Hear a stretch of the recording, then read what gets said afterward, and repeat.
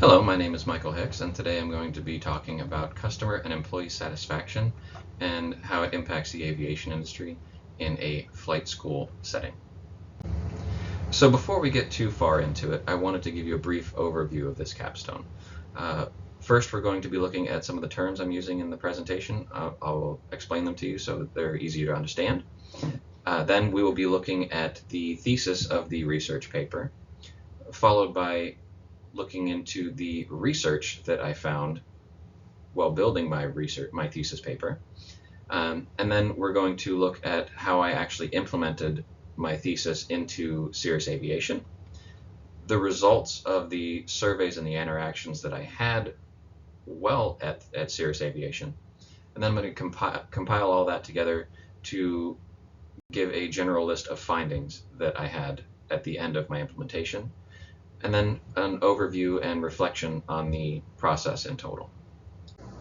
So with the terms, customer satisfaction is the first one. That's pretty self-explanatory. That's the satisfaction that the customer has from receiving a good or a service.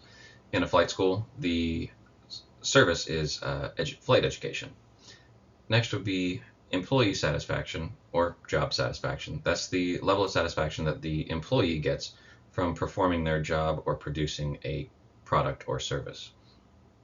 Perceived quality is from a customer standpoint, and that's the value that a customer places on a specific product or service. And you can have two identical products or services given to two different customers, and you can have two different perceived qualities. Personality mismatches, that's the professional term for people don't get along. You could have one person who's no nonsense, who's an instructor, the other person who is bubbly and joking all the time as a student. With that kind of personality interaction, the instructor most likely won't be able to teach to the best of their abilities, and the student won't be able to learn to the best of theirs. Vocal tone. Vocal tone isn't about what is said, it's how it's said. And the tone that it's said in can, whether it's positive, neutral, or negative, can have different meanings, even though the same words are spoken.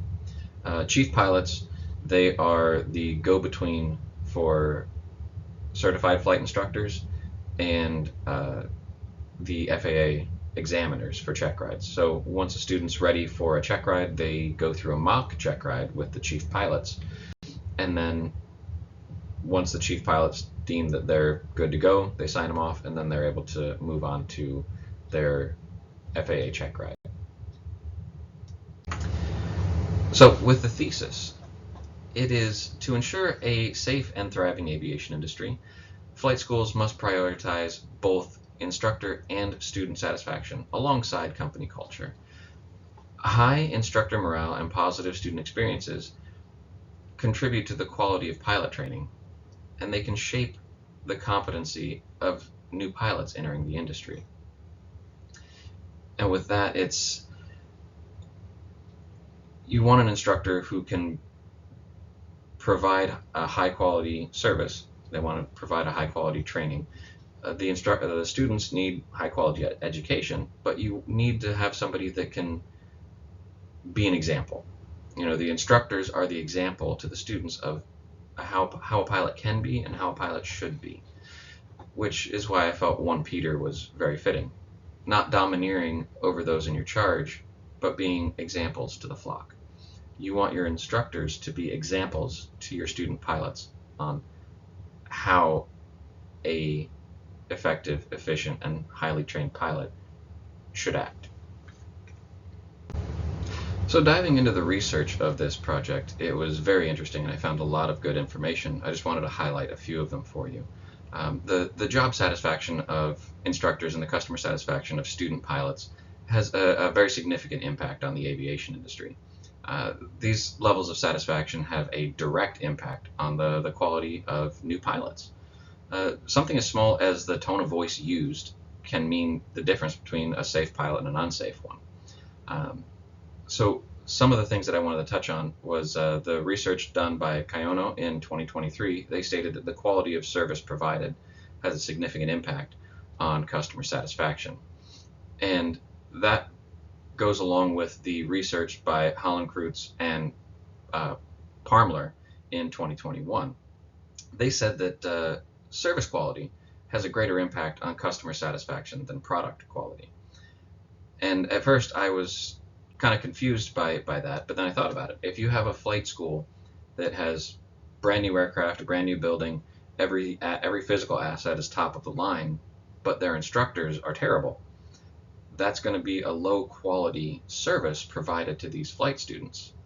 And their perceived quality is going to be significantly lower, which means they're going to have lower customer satisfaction. Now, in comparison to a flight school that has decent aircraft, they're reliable, they fly, they're not the greatest, and an okay facility, but their instructors are amazing and they genuinely are concerned about the progress and success of their students, the quality of service is going to be significantly higher, which means the students are going to get a better education, and then they're also going to have a higher level of satisfaction with the service that they're receiving. So even though the product isn't amazing, the service quality is, and that will have more of an impact on the students than the quality of the aircraft. So what did I do at the implementation site? Well, I spent 24 hours at Cirrus Aviation in Sarasota at Sarasota International Airport. I created a online survey that was accessible by a QR code, which was left on the front desk. Students and instructors were encouraged to participate in the survey, and all of their information collected was anonymous. I only knew if it was an instructor or a student who did the survey, and that was the only identifying information I collected. I also had just general conversations with students, instructors, managers, and I also did observations where I would sit in on flight lessons, or I would sit out in a common area and I would listen to other instructors doing lessons at the same time. It was kind of difficult, but I was able to get a more untainted view of how these students and instructors interacted. And at the end of the day, I would go home and I would look at the results that I got from my surveys, I would go over my notes, and that actually helped me gain a much better understanding as to how things were moving in the flight school. So what information was I able to pull from my time at Cirrus Aviation? Well, I asked many questions, but I've highlighted a few here. So a highly satisfied employee will perform to a higher standard.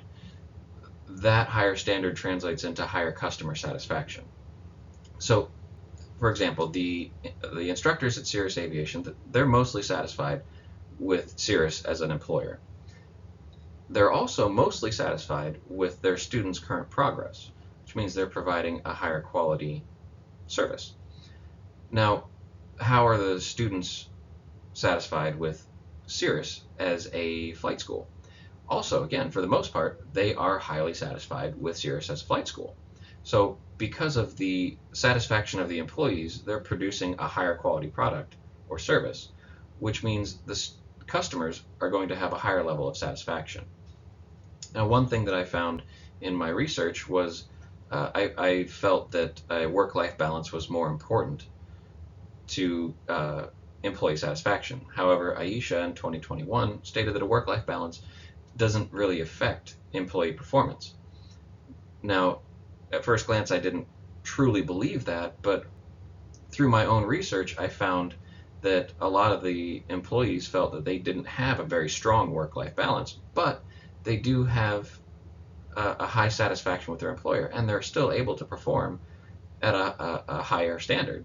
So that does lend a little bit of truth to that finding is, yeah, work-life balance isn't as important as I initially thought it would be. Now, there were some personality mismatches between students and instructors, but with a handful of instructors and 250 students at the flight school, that's bound to happen. One thing that I did find between students and instructors was they both wanted new training aids, and they're small model aircraft that the instructors use to explain the forces that are impacting an aircraft while in flight. Most of them were in pieces. I only saw two that were functional. So the desire for new training aids was well warranted. So overall, I was able to find a lot of common issues that were presented to me. Firstly, students and instructors wanted more training aircraft. Now, that is an expensive acquisition for the flight school. However, they are in conversation with a company, and hopefully by the end of the year, they're going to be adding 2 additional aircraft to their fleet, which will reduce the strain on the current small fleet of 9 and reduce the scheduling issues. Better chairs in the flight school, because a lot of them are in disrepair or just broken. And students can't perform to the best of their abilities, and instructors can't teach to the best of theirs if they're more concerned with how uncomfortable their chair is. Better communication of schedules, and that's primarily if an aircraft goes down for maintenance or if a flight schedule gets changed, that information isn't relayed quickly enough to where it's then ineffective. So that was one issue that they wanted changed. Redesigning the checklists for the aircraft. The ones they have now are generic and they're hard to read when you're flying. But the operations manager, Daniel, he is currently in the process of redesigning these checklists to make them more tailored for the flight school's use. There is also a disconnect between the CFIs and the check pilots. And the only time the instructors hear from these check pilots is when something goes wrong. And that could create a very large issue if left alone. So I recommended that the instructors and the chief pilots sit down and have a conversation with management present as a moderator. So that way both sides can hear the issues of the other, and hopefully they can reach a resolution before this issue gets any bigger. The creation of a standard operating procedure for the instrument training. At the moment, there is no standard operations procedure for instrument, but the instructors want the chief pilots to create an SOP so there is something that they can follow, and it's more structured for that training. And something smaller but still significant is the want for more recognition for employee appreciation. And a pat on the back for an instructor could mean the difference between an okay day and a great day. So the past 8 weeks have been both challenging and interesting. And education, it's important in any industry. And we as Christians, we shouldn't just go through the motions at work. The impact that proper training can have on a student, it can't be understated. And with Proverbs 22:6, train up a child in the way that he should go. Even when he's old, he will not depart from it. Training a student the proper way early on, those lessons stick with them for the entirety of their career, and they will pass those lessons on to others that they encounter. We should also do the best that we can to perform our duties to the fullest, and keeping in mind the golden rule of treat others as you wish to be treated. And for example, an instructor who's not satisfied with their job, they're not going to perform to a very high standard, which means they're going to provide a lower quality service. And Proverbs 18 says, whoever is slack in his work is a brother to him who destroys. So we can't just go through the motions. We have to be present, and we have to be concerned with the progress that the students are making, and we have to make sure that the instructors are providing the best quality service that they can, so these students can learn the best, can get the best possible education. So, and with Daniel as the operations manager, he is probably the best thing to come through Cirrus Aviation. You know, he is genuinely concerned about his employees and his instructors, and he will do anything that he can to make their jobs or their experience easier and better. And I see Daniel's methods as an example of how to be a manager that truly cares about their employees. And I will use his examples as a benchmark against my own personal success, and I challenge others to become that example for their employees. These are the references I used in this presentation, and thank you for your time and attention.